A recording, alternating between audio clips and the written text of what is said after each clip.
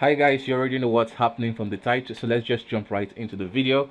I'm going to be showing you this recently added feature in Blender, the mesh to volume modifier, which was just added. So if you want to be able to go along with this tutorial and play with this, you need to download the latest build of Blender. The link will be in the description. So this is just a simple scene which I've created. This was created in Blender and exported as Alembic from a blender scene. So this is how I created it here and exported it as Alembic and brought it into another scene to be able to play with it.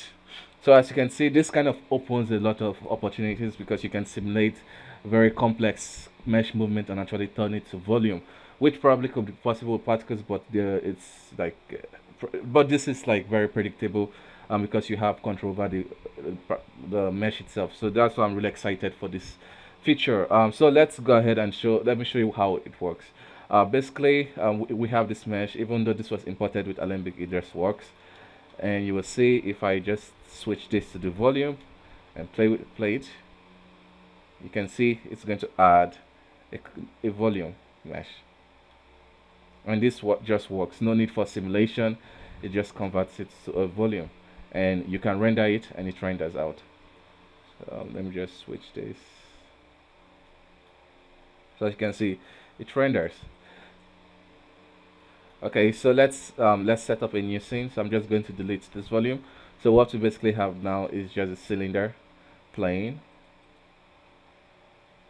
Okay, so we want to convert this. Of course, you need this latest build of Blender. I'm going to leave the link in the description so you can easily avail it.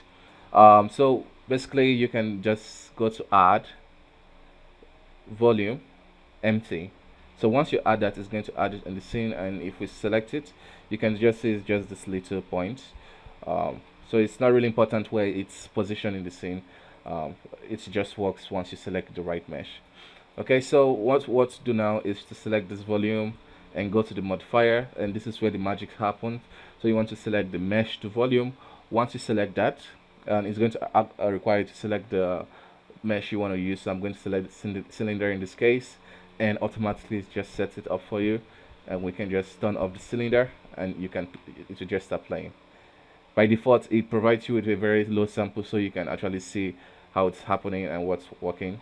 So this even opens so much possibilities because you can easily create clouds without lots of setups. You just need to just few clicks. So there's a lot of potential with this. I actually created something on my Twitter. If I can open that, let me see.